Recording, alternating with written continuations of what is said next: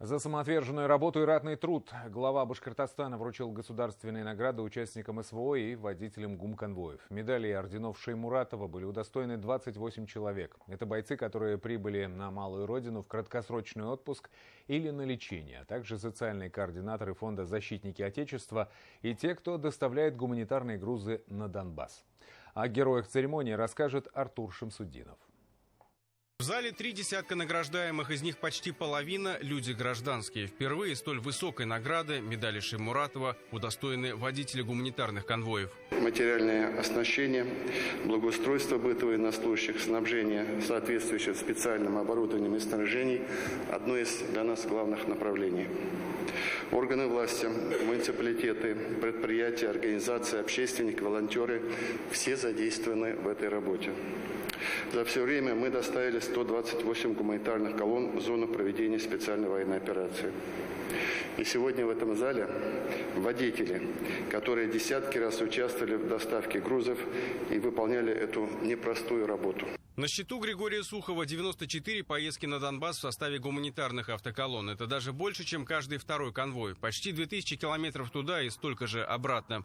Большегрузы едут в любую погоду и время суток. Опасность подстерегает в буквальном смысле на каждом шагу. Ехали мы с Красного Луча, уже на выезд пошли.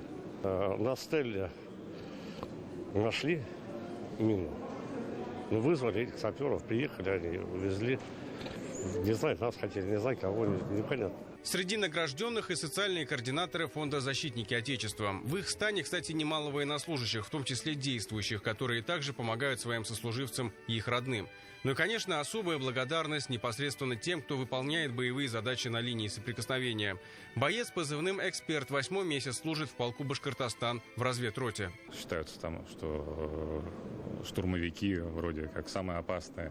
Самое что интересное, штурмовиков пугают, что отправят в разведку, типа, что отправят в штурмовики. А так задачи приходится выполнять свойственные разведки, само собой. Ну и также участвовать в штурмах непосредственно, заводить штурмов. Настоящий героизм проявляют на поле боя и мобилизованные, которые находятся в зоне СВО уже почти 2 года. Все, кто там находится, уже герои, но есть определенные случаи, когда, несмотря на артиллерийские обстрелы, прилеты FPV-дронов, люди вытаскивают раненых товарищей, рискуя в целом своими жизнями, здоровьем своим, но они продолжают вытаскивать их, выполнять воинский долг и не бросают своих товарищей, которые получили ранения или какие-то травмы. А как иначе, если ваш друг, с кем вы 2 года почти в окопах, раненый лежит, вы его не смогли бы вытащить, не пошли бы туда?